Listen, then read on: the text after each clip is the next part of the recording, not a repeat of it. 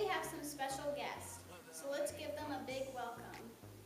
Ladies and gentlemen, we have Edwin Arlington Robinson, Paul Lawrence Dunbar, Emily Dickinson, Edgar Lee Masters, and Walt Whitman here with us today. Now let's get on to the good stuff and talk about you guys. How about you tell us a little about yourselves? Emily, how about you start us off? Well, I was born in 1830 in Amherst, Massachusetts. I went to Amherst Academy as well as Mount Holyoke Female Seminary. I had a lot of friends when I was younger and had an active social life. But in my middle and later years, I've become more isolated. I tend to stay in my room most of the time, so all this we have going on here is a little new for me. Though staying in my room at home has given me the opportunity to focus on my work. Interesting. Walt, how about you? For me, I was born in 1819 in Long Island, but grew up in Brooklyn. I didn't have the normal kind of education you would expect, but I had a strong passion for reading. I spent my time doing printing jobs and writing for newspapers, and I became an editor of a credible newspaper, but I was later fired because of my opposition to slavery. I traveled throughout the country, and this gave me the opportunity to witness the diversity of America's landscapes and people. However, I ended up quitting journalism to pursue my talent in writing poetry. That's right, always follow your dreams. Dunbar, what about you? My name is Paul Lawrence Dunbar. I was the first African-American author to attain national attention. I was born in Dayton, Ohio, to a family of former slaves. I started writing at a very early age and was thrilled to release my first collection of poems, Oak and Ivy, in 1893. I was the first African-American to make a sufficient living on my works. As you already know, I am Edwin Arlington Robinson. I was born in 1869 and grew up in the small town of Gardner, Maine. And a little fun fact, I based the fictional setting of Tilbury Town in most of my poems on my hometown. I went to Harvard University, but unfortunately it was only for 2 years because the death of my father forced me to return home. I took up poetry around this time. I relied on financial support from patrons and friends, so in 4 years' time I returned to New York City with hope of improving my financial situation. My worries of finances were quickly diminished, though, when President Theodore Roosevelt gave me a job at New York Custom House since he was a fan of my poems. And I was born in 1868 in Garnet, Kansas, but I grew up in Western Illinois farmlands. I went to public schools in Petersburg and Lewistown, and I spent a year in an academy school with the hopes of being able to go to Knox College. I didn't actually end up attending college. Instead, I read law with my father and practiced criminal law in a successful Chicago firm. I wrote lots of plays, poems, and essays whenever I could. I completely changed my writing style in 1914 when a friend gave me a copy of selected epitaphs from the Greek anthology. This was very influential on my writing. When I achieved such great success with Spoon River Anthology in 1914, I quit my law career and then moved to New York to earn a living as a writer. These poets have joined us here today to share some insights on their works. Now, all of you are very influential authors, and you share a few common themes. I'm very curious to know, and I'm sure all your fans are too, what inspired each of you to write about these experiences? Edwin, how about you start us off? My poems have a darker tone, which is mainly due to my upbringing.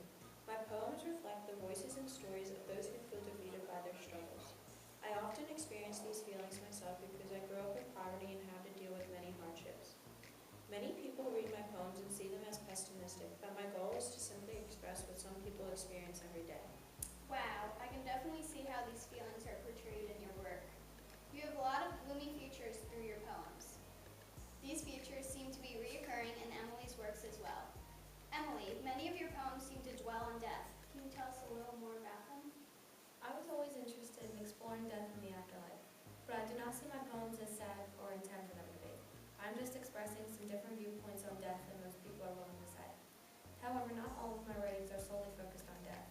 The thing all of my poems have in common is that they each deal with different life lessons. Some focus on the gifts of nature, others on, and others the complexity of human beings as a whole. These are natural wonders that all people have, and these are the types of subjects I like writing about most because they're so universal. That's fascinating. The poems are starting to come together much more easily now. Emily, you wrote about the unity in the sense of humans and their shared experiences. Mr. Whitman, you emphasize unity between not only humans, but all living things. Do you mind telling us more about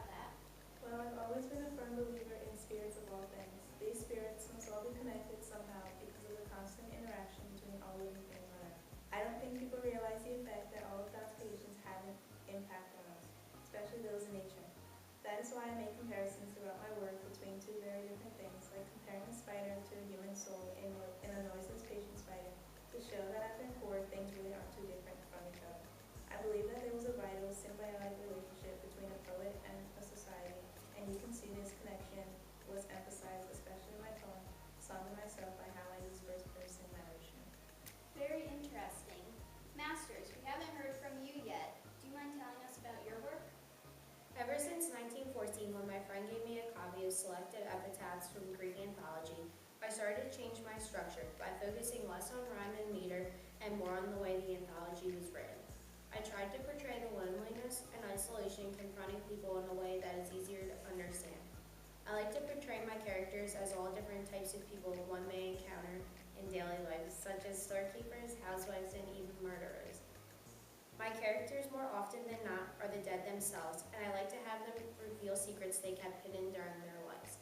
I also like to mix up the individuality of a person with the community around them.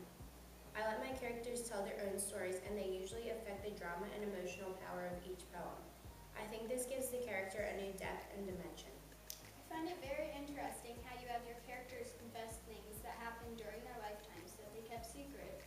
It goes hand in hand with what Dunbar says about how people hide their feelings throughout their lives in one of his poems. Dunbar, can you elaborate on your works?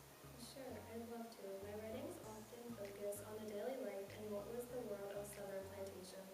I also like to write about many social problems African Americans faced. I also have variations of characters such as farmers, traders, preachers, entertainers, professionals, and politicians.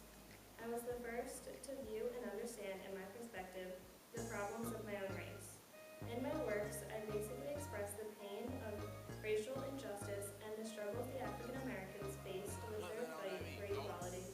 Writing during the time when stereotypes of African Americans predominated in popular literature, I struggled to find a voice that would both appeal to a large number of white readers and sincerely express African American experiences and culture.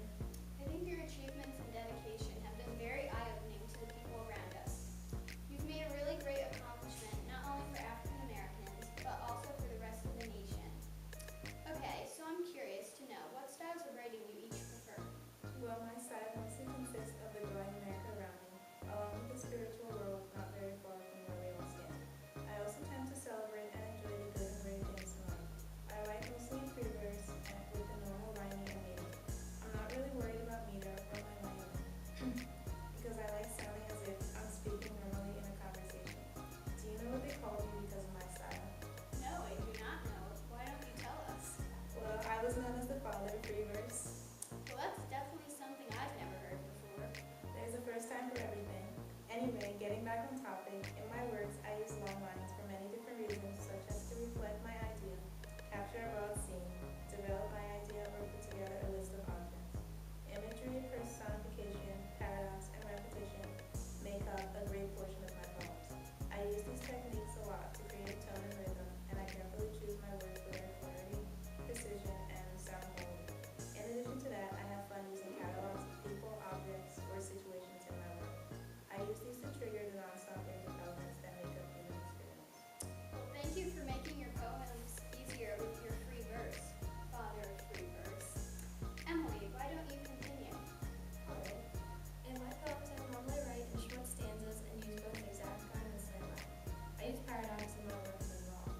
I do this to say something that seems contradictory but actually presents the truth.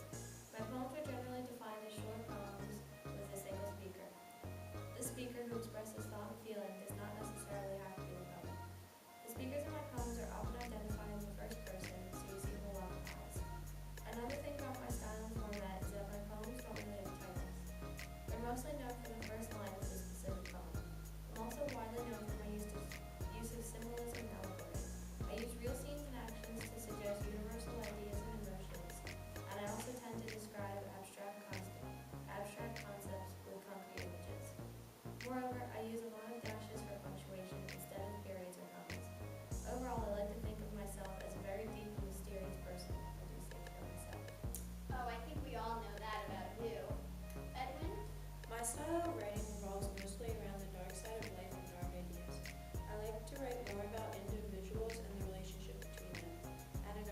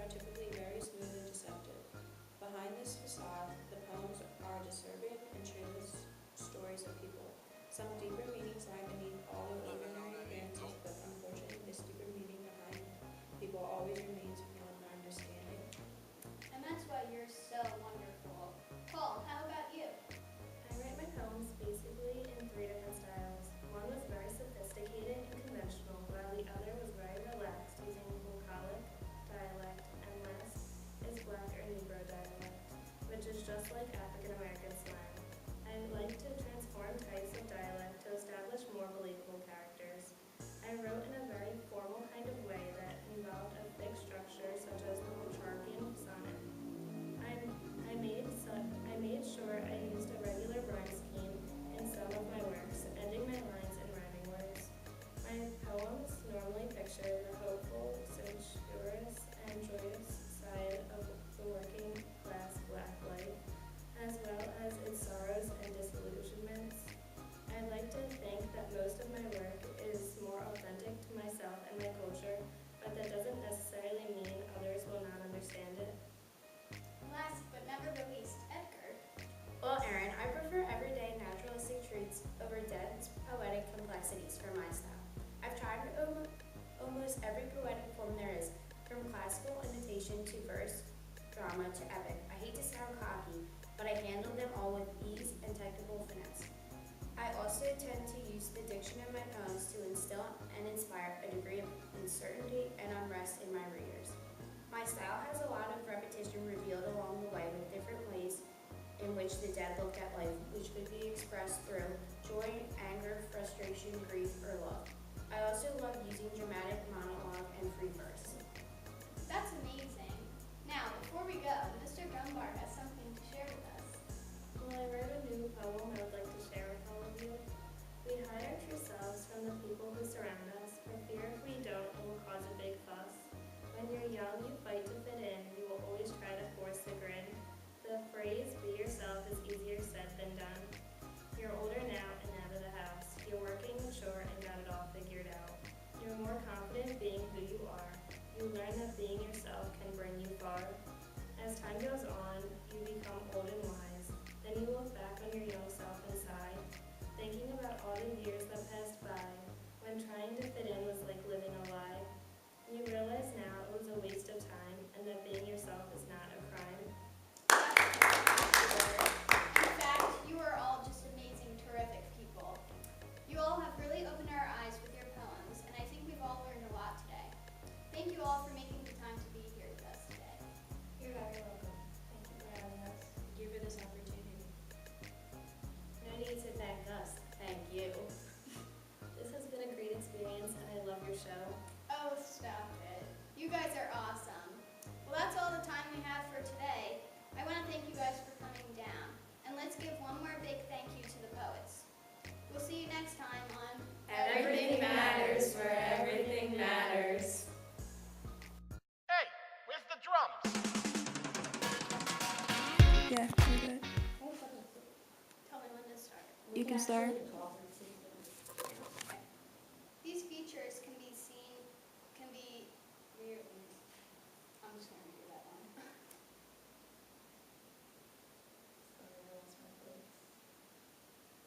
Well, Erin, I prefer everyday naturalistic treats over the dense poetic complexities for my style. I've tried them. Can I just start this over? This is how it goes. Well, Erin, I prefer everyday naturalistic treats over dense poetic. Where did I go? Alright, got it this time.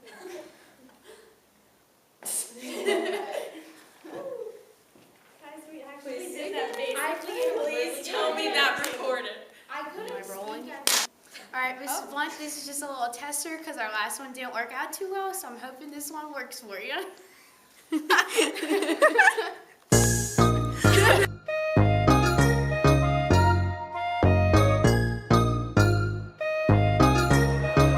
What's it on that beat?